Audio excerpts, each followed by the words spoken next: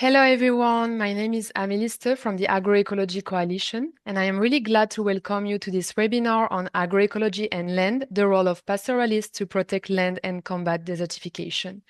This webinar is co-organized by the Agroecology Coalition and the International Land Coalition. I would like to flag first that we have interpretation services in French, Portuguese, Spanish, Arabic, and English, so you can click at the bottom right of your screen to select the language of your choice. So we are glad to organize this webinar in the frame of the International Year of Rangelands and Pastoralists and as a way to look forward to the United Nations Convention to Combat Desertification, UNCCD, Conference of Parties to be held in Mongolia in August. Both events represent an opportunity to shed light on the role of agroecology and pastoralists to protect land and combat desertification. So to kickstart this webinar, I am really glad to give the floor to Monica Yator, who is the co-chair of the Agroecology Coalition, but also the founder and director of the Indigenous Women and Girls Initiative in Kenya. Monica, the floor is yours for your opening remarks. Thank you very much, Amelie, distinguished guests, fellow pastoralists, and champions of the heart. Greetings from Baringo County, Kenya. We stand at a historical crossroads as we move through this International Year of Rangelands and Pastoralists IYRP 2026 and look toward UNCCD COP17 in Mongolia. We must address a fundamental truth. Rangelands are not wasted land. They cover half of the Earth's land surface and are the heartbeat of our planet's climate resilience. Yet, too long, these landscapes have been viewed through lens of modernization that seeks to settle the mobile and simplify the complex.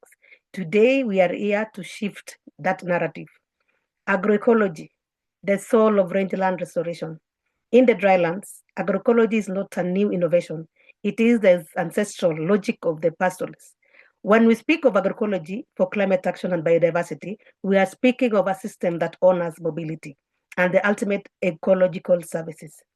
The integration of livestock, the seasonal migration that allows soil to rest, and the preservation of indigenous fodder species, and the most effective tools that we have to combat desertification.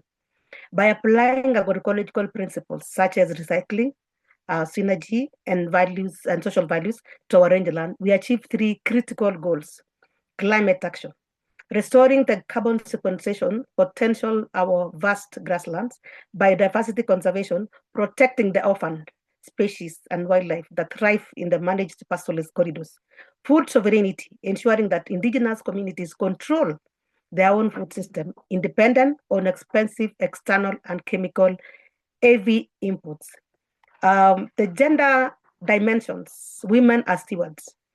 As a representative of indigenous women, I must emphasize that land restoration is gendered.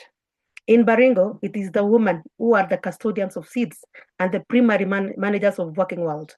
For agroecology to succeed, it is the dry land. It must be rooted in the secure land, tenure for women. We cannot restore the land if the people who nurture it do not have the right to stand on it. A vision for Mongolia and beyond. Our goal today is to bridge the gap between grassroots, reality, and global policy. We are not just participants in the food system. We are the architects of its survival. Let this session be a call of government and development partners. Invest in pastoralist-led agroecology. It is the most cost-effective, culturally grounded, and scientifically sound pathway to a desertification neutral world. Thank you very much and welcome. Thanks a lot, Monica, for your insightful opening remark. Let's now move to the run table of today's webinar. So I am really glad to welcome five panelists. We will have Khalid Kawaled, who is a representative of Dana and Kadisiwa Local Community Cooperative in Jordan, but also a representative of the World Alliance of Mobile Indigenous People and Pastoralists. Then we will have Najim Ataka from Réseau Bilital Marobe in Niger. Then we will have Marcos Montorio, who is the External Relations Officer of the UNCCD Secretariat.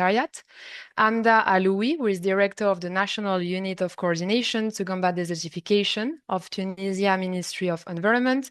And finally, Lazare Dambatia Tanyabou, who is UNCCD Focal Point at Burkina Faso Ministry of Environment, Green Economy and Climate Change. So I will start by asking a question to you, Najim, and so I will switch to French for this one. Votre organisation participe au projet Pastoralisme sûr et durable comme solution agroécologique audacieuse face au changement climatique. Donc ce projet vient d'être mis en place au Burkina Faso, Mali et Niger. Et le projet a développé une méthodologie spécifique pour l'agroécologie. Quelles sont vos attentes et comment le projet applique-t-il l'agroécologie dans un contexte pastoral?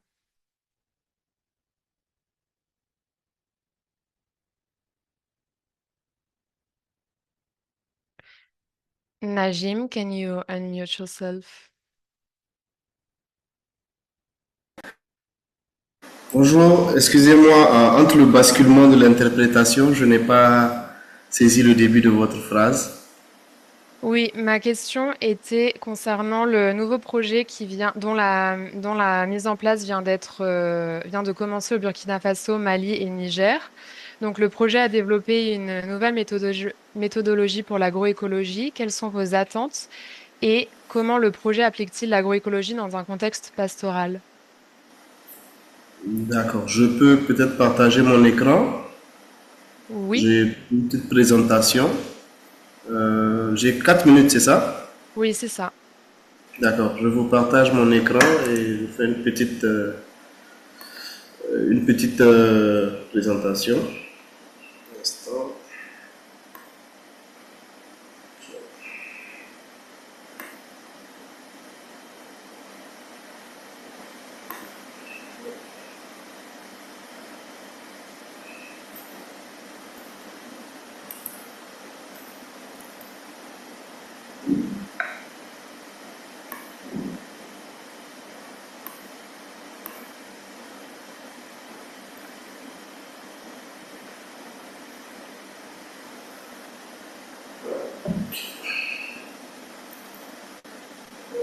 Est-ce que vous voyez tous mon écran? Oui, oui, merci. D'accord. Donc, merci beaucoup pour l'opportunité qui nous est donnée aujourd'hui pour un peu parler de l'agroécologie et le lien entre celle-ci et le pastoralisme. Je suis là au nom de mon organisation, le réseau Bilital Marobé, qui est en train de déployer un nouveau projet en co-exécution avec l'ILC, International Land for Peace, que nous avons appelé le pastoralisme sûr et durable comme solution climatique et agroécologique audacieuse. Quel est ce projet? Bon, je vais partager plus tard la formation. Je ne vais pas revenir sur la présentation de l'ILC et du RBM, vu le temps très court qui nous est imparti. Qu'est-ce qui a mené cette réflexion? En fait, le pastoralisme est une pratique millénaire qui permet d'exploiter durablement des zones arides et en Afrique de l'Ouest souvent considérées comme improductives. Le pastoralisme est menacé de conflits autour de la terre, autour des ressources, l'accès restreint de la mobilité, les gouvernances foncières inadéquates. Donc, pourtant, le pastoralisme offre des solutions agroécologiques qui sont là concrètes, mais malheureusement très mal connues pour une adaptation climatique basée sur la mobilité et le partage des ressources. Donc, cette initiative s'inscrit dans la reconnaissance mondiale du pastoralisme via la Déclaration des Nations Unies qui proclame 2026 année internationale du parcours et des pasteurs.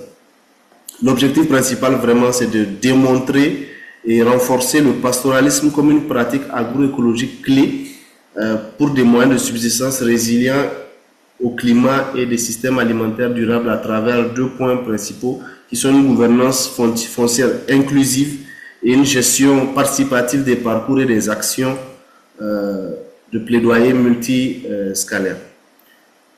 Donc, pour répondre à la première question, quelles sont nos attentes? Quelles sont les attentes par rapport à ce projet? On peut les regrouper sur 3 principaux points qui sont les pratiques agroécologiques pastorales identifiées et cartographiées, démontrant le rôle dans la résilience climatique et les moyens de subsistance durable. Avoir une communauté de pratiques fonctionnelles, ce qui va faciliter la diffusion des résultats, la dissémination, l'apprentissage partagé et le plaidoyer politique. Et enfin, des politiques et des stratégies renforcées qui vont favoriser l'adoption de l'agroécologie pastorale et une meilleure gouvernance autour des terres. Comment maintenant le RBM et ILC voient l'adaptation de l'agroécologie au contexte pastoral? On peut un peu résumer ça en 5 grands axes qui sont le pastoralisme sera reconnu comme un système agroécologique. Le pastoralisme en soi-même est une pratique agroécologique adaptée aux zones arides et semi-arides du fait de sa mobilité. Donc, la valorisation des diversités des parcours pastoraux, l'adaptation au cycle climatique font du pastoralisme un système d'agroécologie déjà existant. Et le deuxième axe, c'est la gestion des ressources naturelles. L'agroécologie se retrouve dans la gestion concertée des pâturages, la protection et la réhabilitation des points d'eau pastoraux, la sécurisation des couloirs de transhumance. Toutes ces actions réduisent la pression sur les sols en allégeant la charge du sol, ça réduit la dégradation des écosystèmes et ça diminue les risques de conflits entre populations usagers des mêmes ressources. Donc, en l'occurrence, agriculteurs, éleveurs et tout autre acteur de l'écosystème. Enfin, c'est une valorisation des savoirs endogènes. Aujourd'hui, dans la documentation des savoirs pastoraux traditionnels, en impliquant les leaders pastoraux dans la prise de décision et enfin en combinant les savoirs locaux et les outils modernes, le RBM applique les principes de l'agroécologie en renforçant par l'innovation. Ici, l'idée, c'est que l'innovation n'efface pas la tradition, mais elle vient la renforcer. Enfin, une intégration de l'agriculture élevage, l'agroécologie, le pastoralisme favorise aussi la complémentarité entre les systèmes agricoles et pastoraux. Et enfin, notre souhait vraiment, c'est des actions qui permettent de mener un plaidoyer sur la reconnaissance du pastoralisme dans les stratégies nationales d'agroécologie.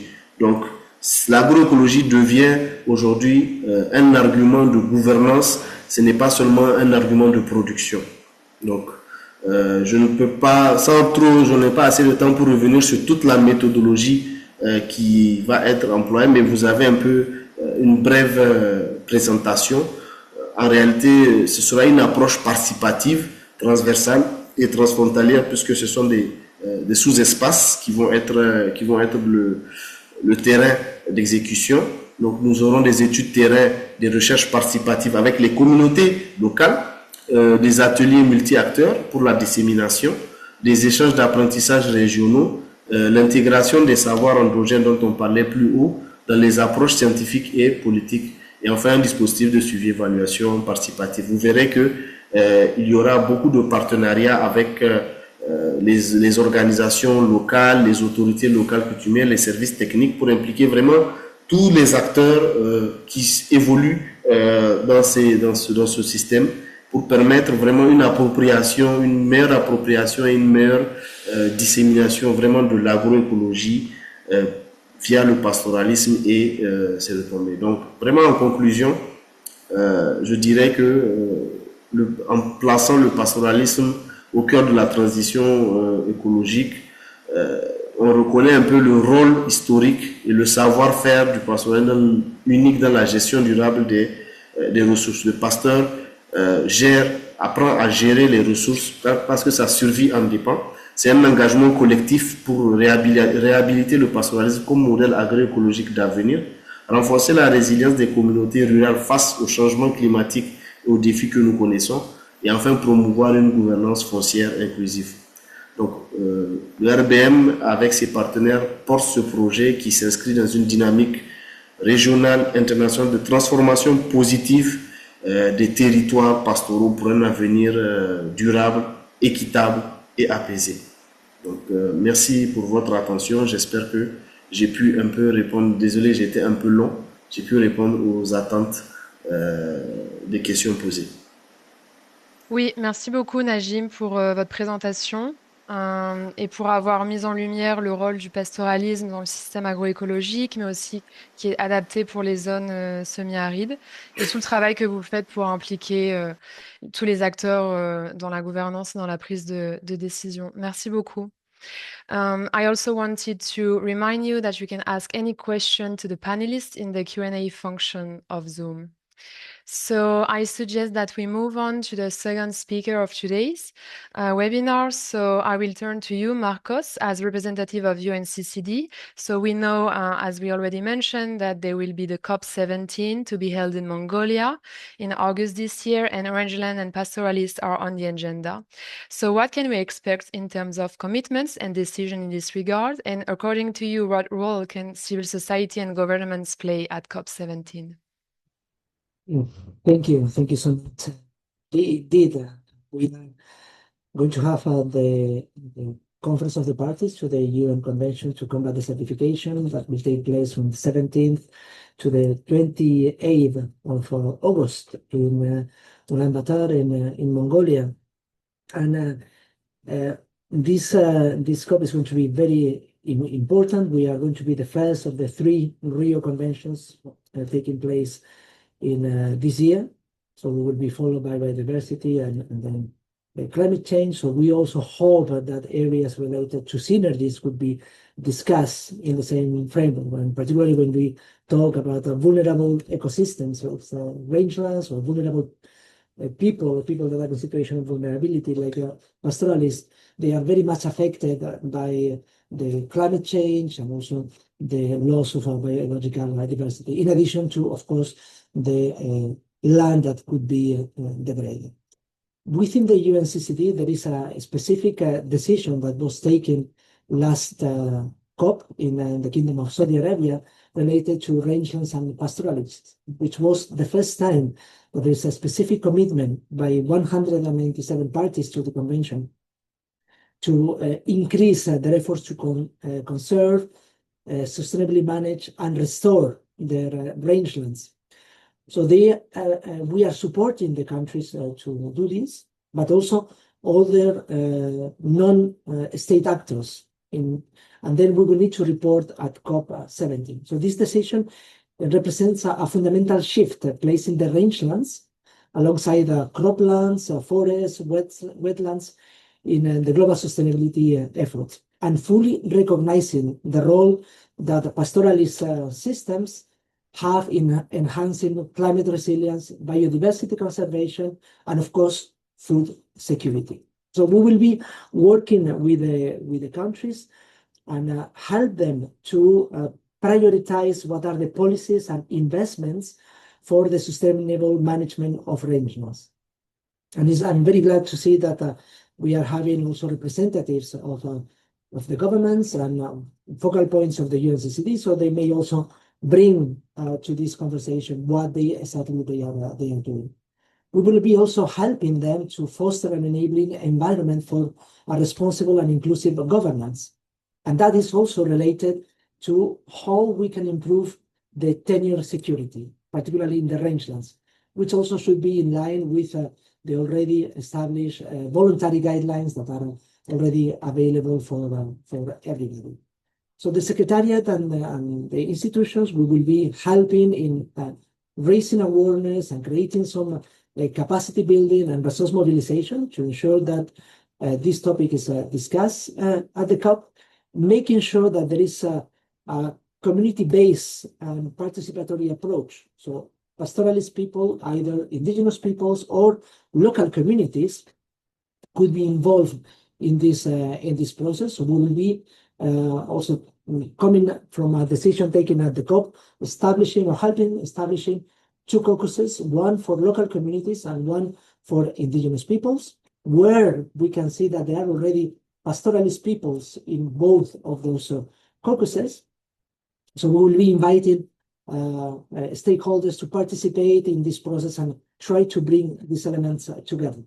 And the last part that we are trying to work is in identifying some initiatives for the sustainable rangeland management, restoration, and conservation through dialogues, consultations, and a flagship initiative that can come as a legacy from COP17. So we will be having strong conversations and dialogues during the COP. We invite all of you to come to Mongolia in August, helping us not only during the negotiations, but also in the action agenda, which will also have a strong component for ranchers and pastoralists, where we can bring this conversation further. I will stop here and ready to continue with the conversation later. Thank you. Thanks a lot, Marcos, for presenting all the work you have been doing, also including the governments, but also local actors, indigenous people. It's really great to hear that you convene everyone. And so, yeah, looking forward to the COP and all the best for the preparation. So as we mentioned, indeed, today we have also two government representatives that are UNCCD negotiator for their own country, so Tunisia and Burkina Faso. So I suggest that we move to them. So I will switch to French again. Donc la première question que j'aimerais poser est pour Hamda Aloui. Donc vous êtes le représentant de la Tunisie. Est-ce que vous pouvez nous dire quel est l'impact de la désertification en Tunisie et quelles sont vos priorités pour la COP17? Merci Amélie de votre invitation. Je félicite votre coalition d'agroécologie pour l'intérêt accordé à trouver des solutions pour lutter efficacement contre la désertification et la dégradation des terres. Parce que maintenant, l'agroécologie se présente comme une alternative qu'on doit le renforcer et travailler de plus et le transposer dans tous les pays pour adopter ces techniques d'agroécologie qui apportent beaucoup de solutions pour la lutte contre la dégradation et amélioration de la fertilité des sols. Je suis particulièrement intéressé par ces techniques d'agroécologie et je suis maintenant inscrit en doctorat pour l'intensification durable à travers l'agroécologie en utilisant les fertilisants de l'association de légumineuses dans les oliveraies de la Tunisie. À cet âge-là, donc à 52 ans, je me suis inscrit en thèse pour pousser les travaux dans ce sens.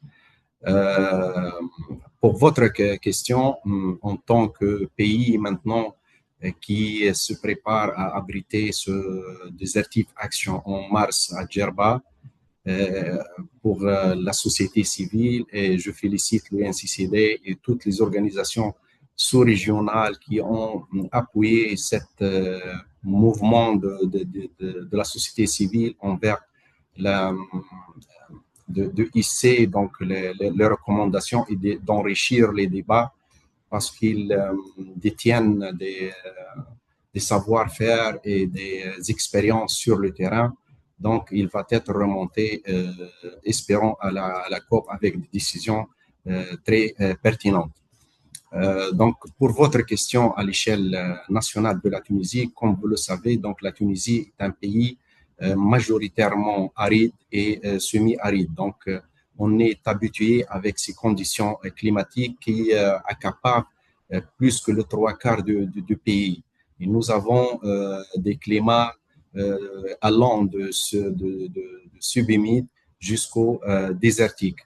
La plupart de la Tunisie se jette à des périodes de sécheresse et elle survit avec l'aridité depuis très longtemps.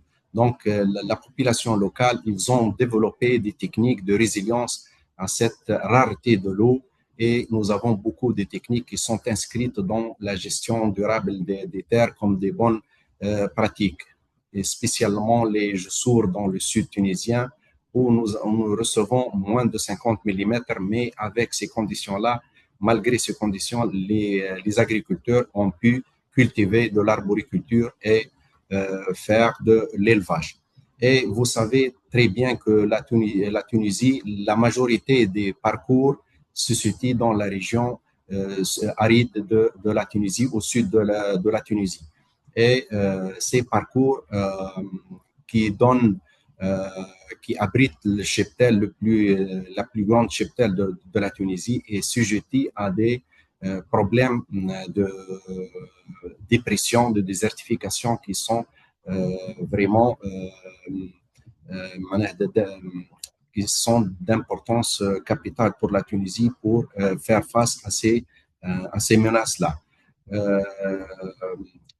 Vous savez que tous les terrains, il y a des compétitions sur le terrain au niveau du sud de la Tunisie pour l'agriculture et pour faire des projets d'investissement.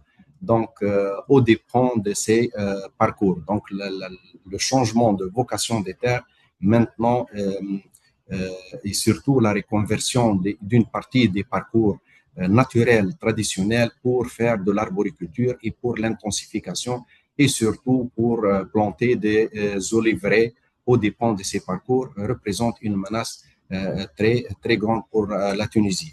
Et nous avons senti cela par la diminution de ce cheptel et l'élévation des coûts des viandes rouges.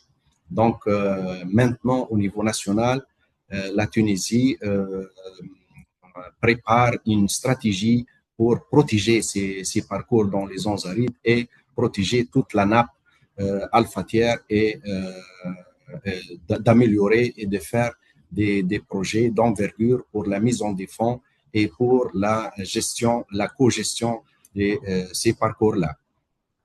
La dernière étude en Tunisie, nous avons démontré que sur le 16,16 millions d'hectares de la superficie de la Tunisie, nous avons démontré qu'à peu près 2 millions d'hectares sont en des signes de dégradation forte ou bien moyenne. Donc, notre cible volontaire d'ici, que nous l'avons fixée auparavant, d'ici 2030-2035, c'est comment restaurer ces 2 millions d'hectares et faire de l'effort pour les préserver pour la génération future. En 2019, la dernière inventaire, nous avons détecté à peu près le 6% de ces terres qui ont été dégradées par rapport à 2015. Donc, les signes de dégradation continuent vu les pressions humaines et surtout les changements, l'impact des changements climatiques et les successions des périodes de sécheresse. Nous avons élaboré une carte de la sensibilité à la sécheresse. Nous avons prouvé que d'ici 2050, donc la fréquence et l'intensité de la sécheresse va s'accentuer en Tunisie. C'est pour cela qu'il faut bien gérer ces parcours à travers l'agroécologie et toutes les solutions fondées sur la nature. Bien sûr, nous avons des objectifs très clairs. Nous avons lancé notre ambitieux programme de corridor vert en harmonie avec le corridor de l'Afrique pour préserver au moins, restaurer 200 000 hectares dans le sud et le centre de la Tunisie sur un frange de 200 km avec une profondeur de 20 km par la restauration, par le reboisement, par la mise en défense et l'amélioration des parcours dans ces zones-là. Et nous sommes en train d'élaborer un projet à soumettre au fonds d'adaptation en partenariat avec l'Observatoire du Sahara et de Sahel. Aussi, nous sommes impliqués dans une grande initiative menée par l'Arabie Saoudite et approuvée par l'UNCCD, le Middle East Green Initiative, et nous estimons qu'on pouvait trouver des financements pour appuyer ce programme ambitieux de la Tunisie.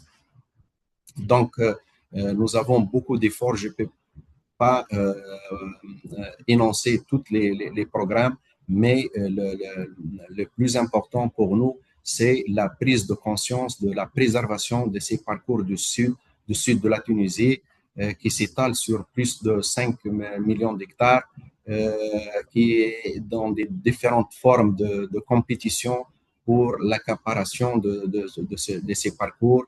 Et il faut trouver tous les moyens pour régulariser les titres fonciers de ces parcours et améliorer la gestion efficace et durable de ces parcours-là. Voilà un petit résumé sur l'état de lieu en Tunisie. et nous estimons qu'on va contribuer efficacement à l'enrichissement des recommandations pour la COP17 qui aura lieu à Mongolie par les réflexions qui vont être développées par la société civile à la conférence prévue à Djerba à Desertive Action. Merci beaucoup, Hamda, pour avoir présenté tout le travail que vous faites, tant à l'échelle nationale, mais aussi les collaborations que vous avez avec d'autres pays ou d'autres fonds plus régionaux pour gérer la désertification et mettre en place, oui, des actions concrètes pour restaurer les terres. Et merci aussi de votre engagement pour l'agroécologie. Manon va aussi nous parler dans quelques minutes de Desertive Action qui est organisée par le CARI. Donc j'aimerais maintenant me tourner vers Lazare avec la même question. Donc quel est l'impact de la désertification au Burkina Faso et quelles sont vos priorités pour la COP17? Ok, je suis Lazare Tanyabou du Burkina Faso et je voudrais donc vous remercier pour cette invitation. Et par rapport aux questions relatives à la désertification, elle est une réalité. C'est pourquoi nous voulons faire fi donc des chiffres, tout simplement pour dire que elle n'est pas seulement une question environnementale, parce que lorsque il y a désertification, ce ne sont pas les statistiques qui souffrent, ce sont les hommes, ce sont donc les femmes, ce sont les pasteurs qui sont les jeunes sans avenir. La désertification alimente, comme tout le monde le sait, la pauvreté, l'insécurité alimentaire et tout ce que vous en saviez. Au Burkina Faso, plus de 80% de la population dépend directement des terres. Et pourtant, ces terres subissent une dégradation comme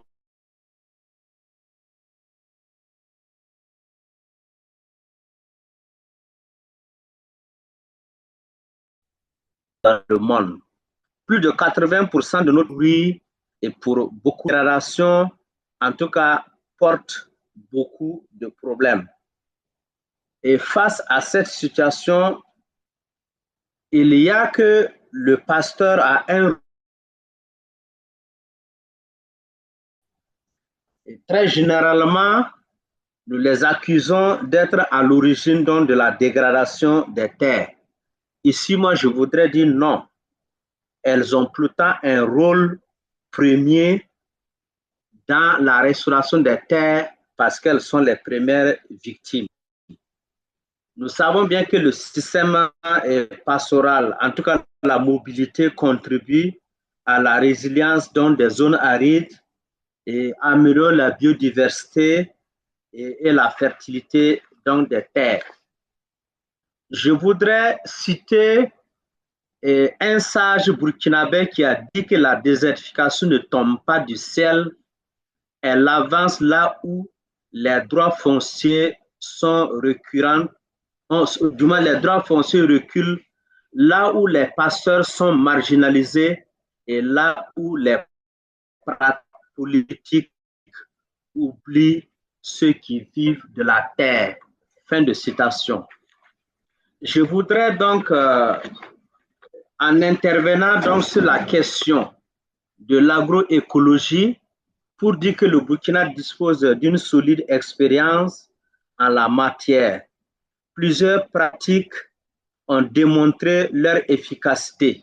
Nous avons par exemple le ZAI et les demi-lunes pour restaurer les sols dégradés.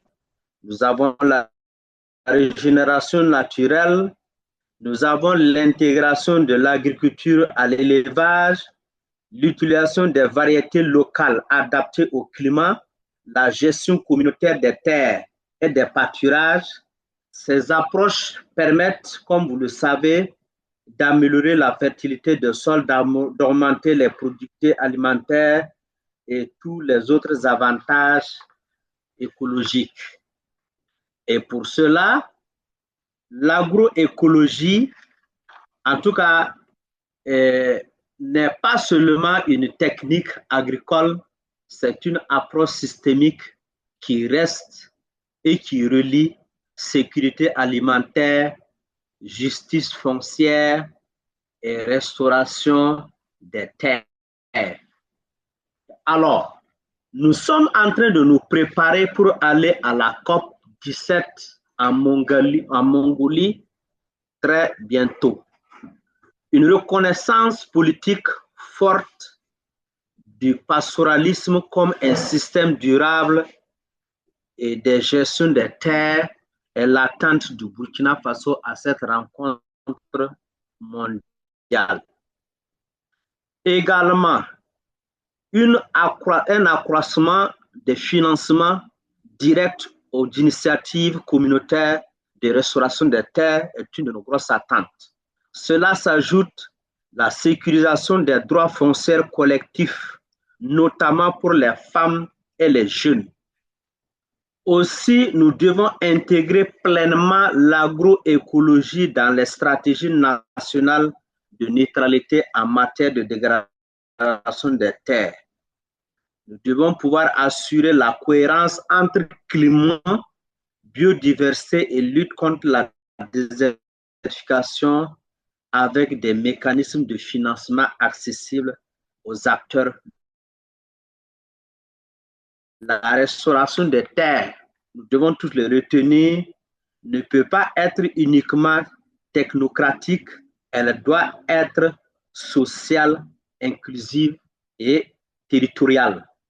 C'est pourquoi nous pensons que la COP 17 sera un test politique, ou du moins elle doit être un test politique, un test de cohérence et un test de courage, oui. Soit une communion, ou du moins soit nous continuons à produire des déclarations ambitieuses sans transfert des rapports et des pouvoirs autour de la terre. Ça ne doit pas être le cas. Nous devons investir dans les communautés pastorales. C'est reconnaître que la justice foncière est une condition de la justice climatique. Les peuples du Sahel, puisque j'en dépends, je suis du Sahélien, ne demandent pas à être sauvés. Ils demandent que l'on cesse d'entraver leurs solutions. C'est pour ça que la COP 17 doit s'engager résolument, en tout cas à prendre des décisions fortes pour stopper la désertification. Malheureusement, si nous choisissons le camp de celle de ceux qui protègent la terre,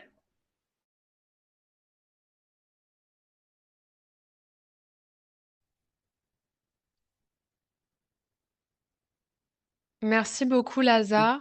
nous allons réussir. La COP 17 de vérité. Pour votre aimable attention.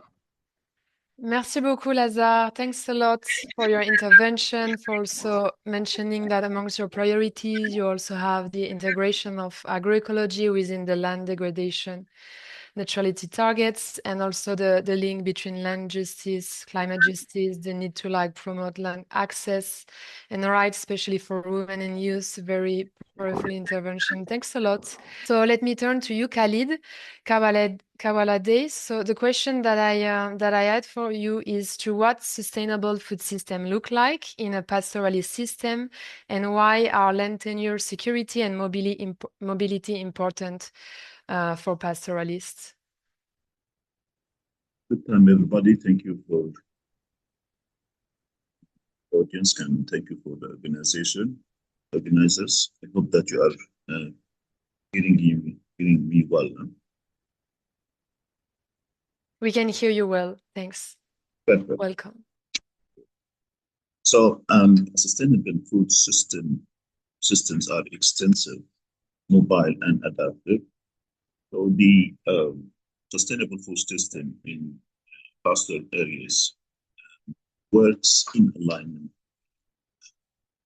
environment variations. It's not against it. So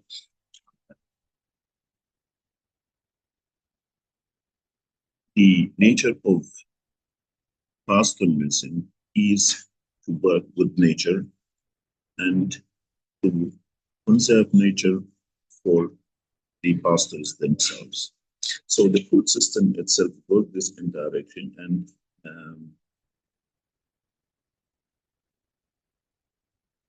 it ensures that all the activities related to this system is in line with the environment. So the protection of nature and the biodiversity in general is very important.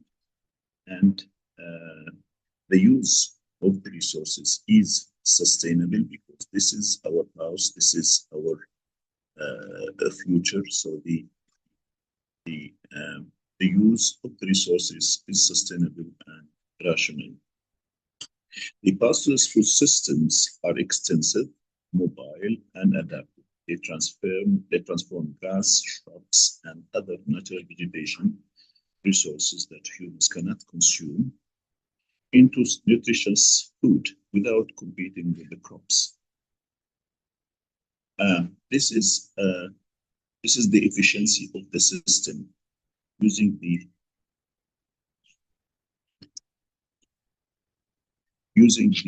resources in a way that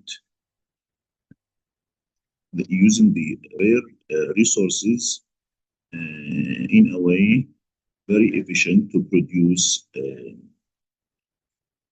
food in that can help the pastors themselves survive, and sometimes can be exported to others.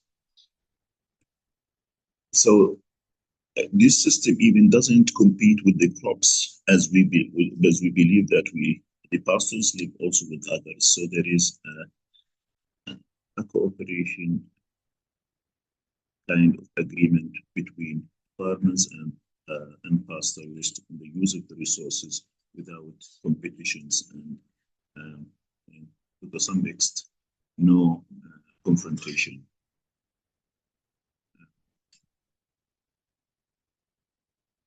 This makes pastoralism particularly suited to drylands, mountains, and rangelands, which together cover more than half of the Earth's land surface.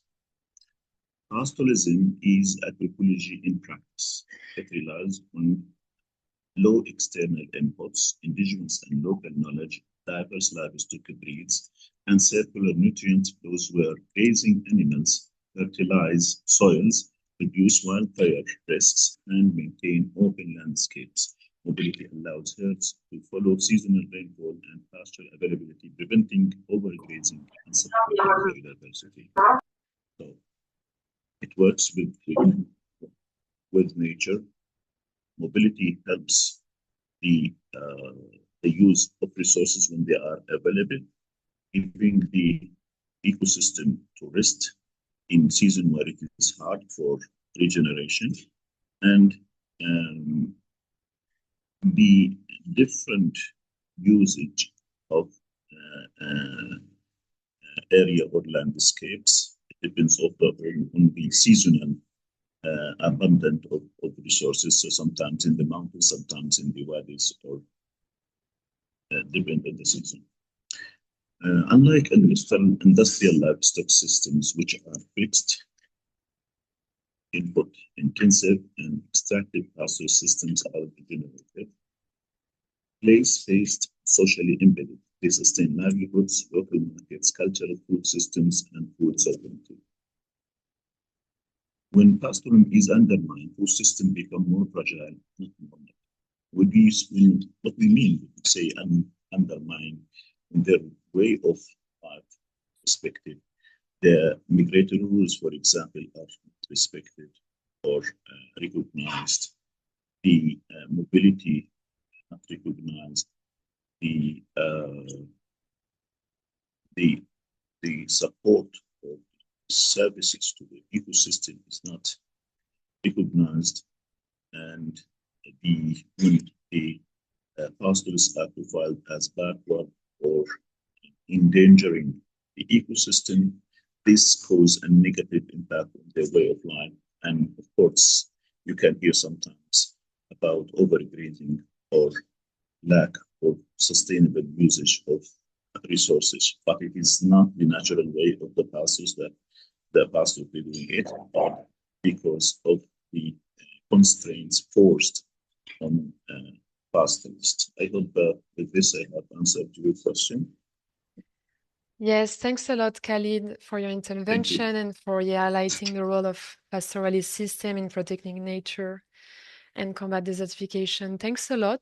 But I will give the floor to Manon Albagnac from the French NGO CARI, who will start the Q&A session. So if you have any Q&A for the panelists, you can ask them in the Q&A function of Zoom. And she will also present Desertif Action, already mentioned by Amda in his intervention. Manon, the floor is yours. Merci Amélie. Est-ce que je commence par présenter Desertif Action, peut-être le temps que de nouvelles questions arrivent dans le chat. Ok, très bien. Merci beaucoup. Donc, Desertif Action, c'est le sommet international de la société civile pour préparer les négociations de la COP17 de la Convention de désertification. Le sommet se tiendra du 25 au 28 mars 2026 sur l'île de Djerba en Tunisie. Et nous voulons en ressortir avec des recommandations politiques et des éléments de langage qui pourront être portés par la société civile lors de la COP17, ainsi qu'avec des stratégies pour influencer les décideurs avant, pendant et après cette COP. Cette année, la thématique centrale du sommet Désertif-Action est la résilience des territoires face à la sécheresse, sujet hautement important par les temps qui courent. Et donc, on parlera pendant le sommet de l'évolution des sécheresses dans le monde, des solutions qui sont proposées par les politiques et des mécanismes d'anticipation et de gestion de leurs impacts. Nous échangerons autour des solutions offertes par la transition agroécologique, la mobilité pastorale ou encore la gestion multi-acteurs des ressources en eau. Nous partagerons nos expériences tirées du terrain sur une dizaine d'autres thématiques en lien avec la résilience des territoires, telles que l'économie circulaire, l'emploi des jeunes ou encore la biodiversité. Ces différents sujets et d'autres encore seront abordés à travers des sessions en plénière, des tables rondes et des travaux de groupe, à l'issue desquels nous conviendrons d'une feuille de route jusqu'à la COP17. Durant les 4 jours du sommet, on attend près de 300 participants et participantes, représentant des organisations de la société civile du monde entier, mais aussi des instituts de recherche, des collectivités locales, des bailleurs de fonds, des gouvernements et des institutions nationales et internationales. Et au-delà de l'objectif de plaidoyer sur la résilience à la sécheresse et de préparation de la COP17, Desertif Action permettra aux personnes présentes de témoigner de leurs expériences, de rencontrer d'autres acteurs et de réseauter lors des différents temps conviviaux qui sont prévus, tels que la visite d'espaces d'exposition, des événements parallèles, la journée grand public et le concert de Desertif Action. Donc je vous invite à visiter le site Desertif Action qui est affiché sur l'écran pour en savoir plus et à nous contacter pour toute question. Et je termine en précisant que Desertif Action est coordonné par le CARI, organisé en partenariat avec l'Observatoire du Sahara et du Sahel et soutenu par la Convention des Nations Unies sur la lutte contre la désertification. Merci Marcos d'avoir partagé les liens dans le chat. Passons maintenant donc aux questions qui ont été posées dans le chat. Beaucoup d'entre elles ont été répondues par les intervenants, mais il y en a peut-être une ou deux qu'on pourrait faire remonter. Déjà plusieurs personnes qui ont demandé à rejoindre la coalition agroécologie. Donc Amélie, tu as répondu dans le chat, mais peut-être si tu veux ensuite dire 2 mots de comment on peut rejoindre la coalition. Il y a également une question que j'ai identifiée pour Marcos. Donc une personne de Mongolie qui demande comment durant la COP17 les communautés pastorales pourront échanger sur leurs pratiques avec d'autres acteurs qui seront présents lors de la COP. Thank you so much, Manon. Yes, definitely there will be opportunities for the representatives of the non-state actors, civil society to participate. There is a process for the accreditation for civil society organizations. I will share it also on the link on the chat for people to register in case they are not. This is just one requirement to do it. But in any case, we are hoping to organize different activities within the COP itself. There will be side events, but also the action agenda that I was mentioning, where we will be looking at specific thematic days that are still to be decided, but where local communities and others can participate. There will be also a green zone that the host country is putting into place for nationals of Mongolia also to participate, and also international participants to see the beauty of the country just beside the port. Thanks. Merci Marcos. Donc il y a des nouvelles questions qui arrivent dans la boîte questions et réponses. Une question, je pense, qui peut s'adresser à Najim. Comment le pastoralisme contribue concrètement à la mitigation du carbone, donc à l'atténuation des effets du changement climatique, et peut-être aussi un mot sur l'impact positif du pastoralisme sur la biodiversité.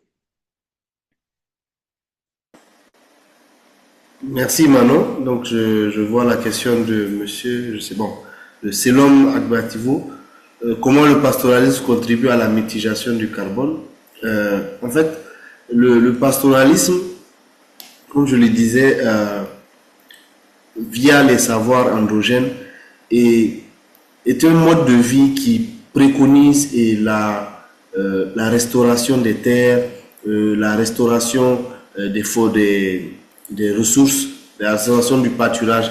Donc, par la mobilité des animaux, par les pratiques endogènes, comme parfois les semis des boutures de pâturage, sont autant d'actions qui sont là dans le mode de vie pastoral, qui contribuent un peu à vraiment enrichir les sols, permettre leur régénération, comme par exemple même pendant la période de libération des champs, quand les animaux peuvent paître et se reposer dans les champs inoccupés, ça permet de régénérer le sol, de le fertiliser, de l'améliorer. Donc c'est un peu il y en a vraiment beaucoup. C'est un savoir endogène qui est là. Il y a beaucoup d'exemples, je pourrais tous les énumérer, n'étant pas moi-même un spécialiste de toutes ces connaissances, mais ce sont telles qui contribuent vraiment qui peuvent appuyer l'agroécologie justement, et contribuent à la régénération des espaces, à la régénération des sols, et diminuer l'empreinte carbone qu'on retrouve malheureusement dans les sols. Donc, si nous reconnaissons la transhumance, on dit aussi, si nous reconnaissons que la transhumance est aussi l'un des fléaux de la perte de biodiversité, non, ce n'est pas le cas. Au contraire, la transhumance est un vecteur de biodiversité. Mais la transhumance contrainte ou comment dire ça, retenue dans des espaces très serrés, pousse à une surconsommation de la capacité de charge des sols. Et à ce moment, forcément, il y aura des conséquences sur le sol, des conséquences sur la régénération des cultures.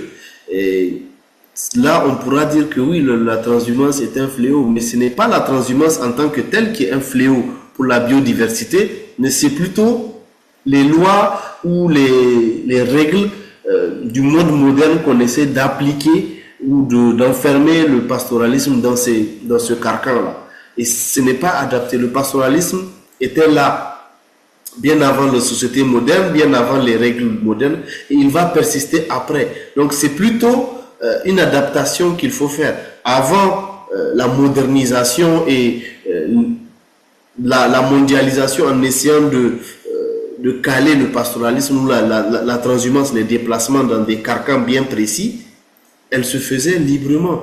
Il n'y avait pas de délimitation de terres ou de frontières et toutes les populations coexistaient, cohabitaient. Mais à partir du moment où les espaces sont réduits et la compétition autour des ressources devient de plus en plus intense, forcément, il y a des conséquences comme la dégradation des terres qui peut être causée par une mauvaise orientation justement du pastoralisme. En prenant des règles ou des indications qui ne tiennent pas compte des réalités des leaders ou des communautés locales qui ont déjà ces règles traditionnellement, qui peuvent être adaptées aux besoins de la vie moderne. Donc, je pense que c'était un peu l'inquiétude de la question de Selom Agbavito. J'espère que j'ai bien prononcé. Je ne sais pas s'il y a une autre question par rapport à... Pour le moment, c'est bon. Pour le moment, c'est bon, Najim. Oui, en fait, on a pris du retard, donc les autres questions seront répondues par email à la suite des webinaires. Il y a plusieurs questions notamment sur la participation à la COP17 et sur les sujets de fond qui sont traités par la Convention des certifications. Je vous invite à explorer le site web de la Convention des certifications qui contient quand même beaucoup de ressources sur les travaux qui ont été menés depuis des années pour lutter contre la désertification, sur les différentes approches et l'état des terres. Je pense notamment à ce qui pourra intéresser les participants, un rapport thématique du Global Land Outlook sur les parcours et les pasteurs qui est sorti il y a peu de temps et qui permettra peut-être de répondre à certaines de vos questions. Je vais maintenant donner la parole à Natasha Marou de l'International Land Coalition pour les mots de clôture. Et je remercie du coup la Coalition Agroécologie pour l'organisation de ce webinaire et ainsi que tous les intervenants et intervenantes pour avoir joué le jeu. Natasha, you have the floor. Thank you, Manon, and thank you, colleagues from the Agroecology Coalition and others, all the speakers. It's been a really rich session, and I won't take up too much time, knowing that we've gone over time already. But as the International Land Coalition, we've always championed agroecology, and we see, people-centered land governance at the core of agroecology. So I would also invite you to keep your eyes open for a report that we would soon be publishing that will show the contributions of our members, of our grassroots members more specifically, towards agroecological transformations. When it comes to pastoralists and agroecology, many of the speakers here have already highlighted that the core again to this is not only land rights or the possibility to have a relationship with land and steward land in the way that pastoralists have been doing for centuries, but also mobility, which has been for a long time, let's say, overseen or not included in conversations about land rights for pastoralists as well. So this year, given the great opportunity that we have with the International Year of Rangelands and Pastoralists, and together with the UNCCD COP17, ILC has launched into a campaign that really nuances the conversation on land rights for pastoralists and includes a wider sort of understanding of land rights, including rights to land, territory, and mobility. This campaign is called Mobility Matters, and you can see here a screenshot of the web page together with the QR code. The sort of campaign rests on, let's say, 3 pillars, which is national level influencing of policies, connected to regional and global processes such as civil society, such as the UNCCD COP17, and then linked to a narrative shift which also includes mobility language across the different sort of issues and global challenges that we're hoping to address. So, together with building the civil society voice, building grassroots capacities to make themselves more present in policy spaces, we're supporting policy shift through, working together with donors and governments to understand the importance of land rights and mobility for pastoralists. We developed these indicators to monitor and assess the extent of land tenure security and mobility for pastoralists last year. And all of these initiatives come together through the influencing work we want to do through this year. So I invite you to please scan the QR code, sign up for the newsletter, and journey along with us as we try to bring mobility into more conversations. Thank you. And thank you for all of the audience. I will close this webinar, hoping that, all of you are leaving this conversation with more insights and more solidarity for pastoralists across the world. So thank you so much to the audience and once again to all the speakers and organizers. Thank you.